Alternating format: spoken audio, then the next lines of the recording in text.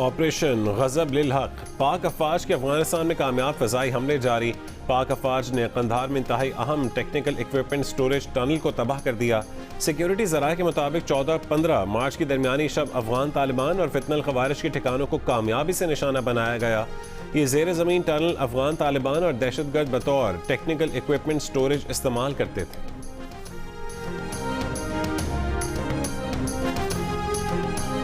अमरीकी सदर ट्रंप ने आबनाए हुर्मुज़ खोलने के लिए चीन समेत दुनिया भर से मदद मांग ली। दावा किया कि आबनाए हुर्मुज़ की बंदिश से मुतासर कई मुल्क उसे खुला रखने के लिए अमरीका के साथ मिलकर अपने जंगी बहरी जहाज भेज रहे हैं। ट्रंप ने उम्मीद जाहिर की है कि चीन के साथ साथ फ्रांस, जापान, जनूबी कोरिया, बरतानिया और दीगर मुल्क भी अपने जंगी जहाज आबनाए हुर्मुज़ भेजेंगे। अमरीका आबनाए हुर्मुज़ के साहली इलाकों पर शदीद बमबारी जारी रखेगा। आबनाए हुर्मुज़ में ईरान ने बारूदी सुरंगें बिछाई हैं या नहीं अभी वाज़ेह नहीं। ये भी कहा है कि आबनाए हुर्मुज़ से तेल लेने वाले ममालिक इस रास्ते की सिक्योरिटी खुद यकीनी बनाएं। यह हमेशा टीम वर्क होना चाहिए। ईरानी सुप्रीम लीडर मुश्तबा खामनाई की मौत की खबर अफवाह हो सकती है। ईरान तनाज़ा ख़त्म करने के लिए डील करना चाहता है। अभी तक ईरान की पेश करदा शराइत अच्छी नहीं। ईरान अभी तक हमारी शराइत कबूल करने के लिए तैयार नहीं है। अमरीका ने ईरान को फौजी और मुआशी तौर पर मुकम्मल शिकस्त दे दी। कहा कि खार्क जजीरे का ज़्यादातर हिस्सा मुकम्मल तौर पर तबाह कर दिया, लेकिन शायद वहाँ तफरीह के लिए चंद बार और हमला करें।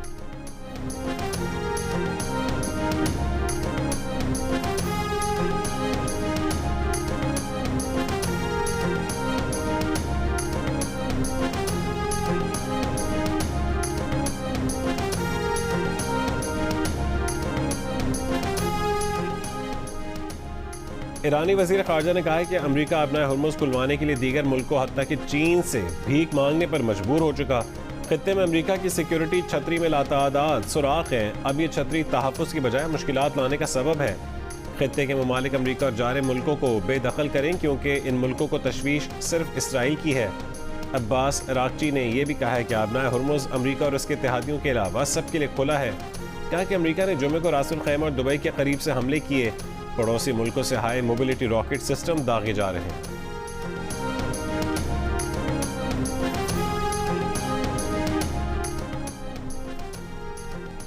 मुत्तहदा अरब अमारात ने ईरान के इस इल्ज़ाम को मुस्तरद कर दिया कि अमरीका ने खार्क जजीरे पर हमले के लिए मुत्तहदा अरब अमारात की ज़मीन इस्तेमाल की थी।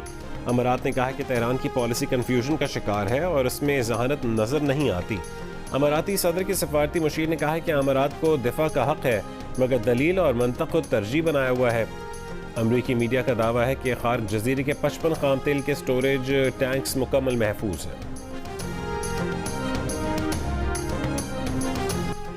इसराइल के पास मिसाइल रोकने वाले इंटरसेप्टर्स तेजी से कम हो रहे हैं। अमरीकी न्यूज़ वेबसाइट के मुताबिक इसराइल ने अमरीका को बताया कि इसके पास बैलिस्टिक मिसाइल इंटरसेप्टर्स बहुत कम रह गए हैं। अमरीका इसराइल की कम इंटरसेप्टर सलाहियत से महीनों से आगाह है।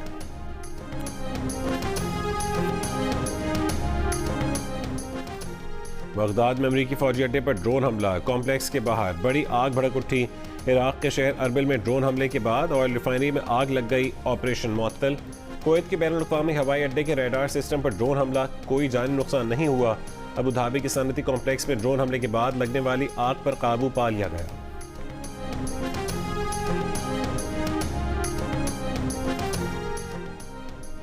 ईरानी पासदारान इनकलाब का सऊदी अरब में खरज में अमरीकी फोर्सेस पर मिसाइल हमले का दावा। कहा कि मिसाइल हमले का हदफ अमरीकी अड्डा था जहां F-35 और F-16 जहाज थे।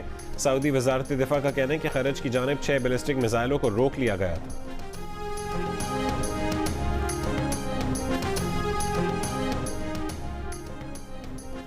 ईरान पर अमरीकी और इसराइली बमबारी से तबाह होने वाली इमारतों की तादाद 43,000 से तजावुज़ कर गई। ईरानी हुकूमत के मुताबिक तबाह 36,000 इमारती रिहायशी यूनिट्स हैं। सिर्फ तेहरान में अमरीका और इसराइल ने 10,000 इमारतों को निशाना बनाया, जिनमें 43 इमरजेंसी तिब्बी मराकज़ और 120 स्कूल्स शामिल हैं।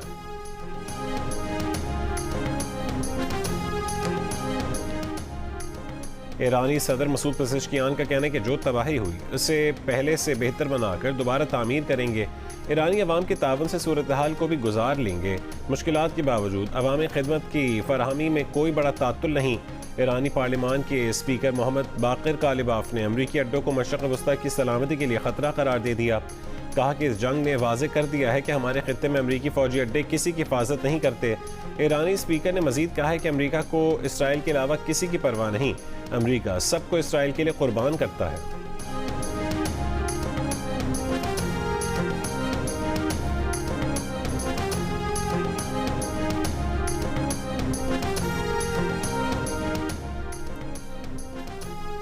इसराइली वज़ीर आज़म के दफ्तर की जानिब से कहा गया है कि वज़ीर आज़म नेतन्याहू के कत्ल की खबर अफवाह है। वज़ीर आज़म नेतन्याहू खैरियत से हैं।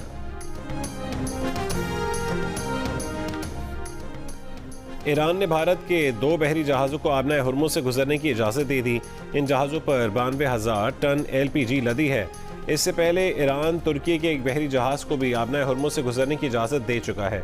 तुर्की को इजाज़त मिलने के बाद फ्रांस और इटली ने अपने जहाज़ों को निकालने के लिए ईरान से बराह रास्त राबते का फैसला किया है।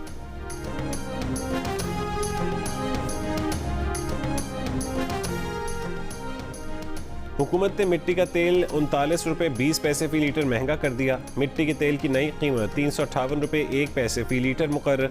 पेट्रोल पर फी लीटर 105 रुपये 37 पैसे और डीजल पर 55 रुपये 24 पैसे फी लीटर लेवी बरकरार रखने का फैसला।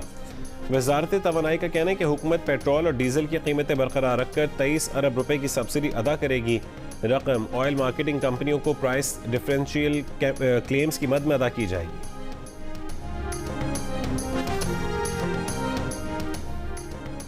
वज़ीर ख़जाना खैबर पख्तूनख्वा मुज़म्मिल असलम की वफाकी हुकूमत पर तनकीद। कहा कि PTI दौर में आलमी मंडी में तेल $120 फी बैरल हुआ। PTI दौर में तेल पर 24 रुपये फी लीटर एडजस्टमेंट दी गई थी। उस वक्त सार्फिन पर इजाफी टैक्स लगाए बगैर बंदोबस्त किया गया था। इस फैसले को उस वक्त अपोजिशन ने IMF मुखालिफ करार दिया था। मौजूदा हुकूमत भी तकरीबन उसी सूरत हाल में खड़ी है। हुकूमत ने 23 अरब रुपए का फ़र्क पूरा किया, जो डीजल पर 75 रुपये और पेट्रोल पर 50 रुपये फी लीटर बनता है। PTI दौर में पेट्रोलियम लेवी और सेल्स टैक्स सिफर कर दिया गया था। एक हफ्ते में मिट्टी के तेल की कीमत में 170 रुपये फी लीटर इजाफा हुआ है।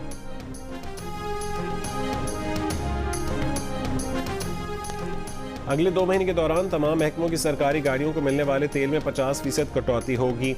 60% सरकारी गाड़ियों के ग्राउंड किए जाने के फैसले पर अमल दरामद का थर्ड पार्टी ऑडिट करवाया जाएगा।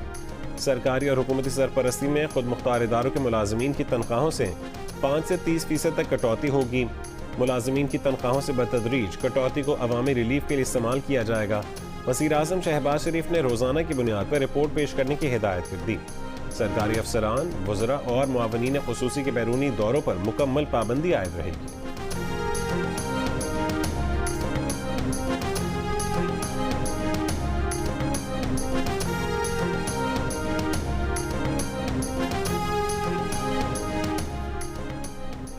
चीन का पाकिस्तान और अफगानिस्तान पर जल्द 2 तरफा मुज़ाकरात पर जोर। जंग बंदी की तरफ बढ़ने और इख्तिलाफात बातचीत से हल करने का मशवरा। तर्जुमान चीनी वजारत ख़ारजा के मुताबिक चीनी वज़ीर ख़ारजा वांग यी ने अफगान हम मनसब से टेलीफोन गुफ्तगू की। अफगान उमूर के लिए चीन के खुसूसी एलची पाक अफगान सालिसी के लिए मुतहरिक हैं। तर्जुमान ने उम्मीद जाहिर की कि दोनों मुल्क तहम्मुल का मुजाहरा और कशीदगी से गुरेज करें।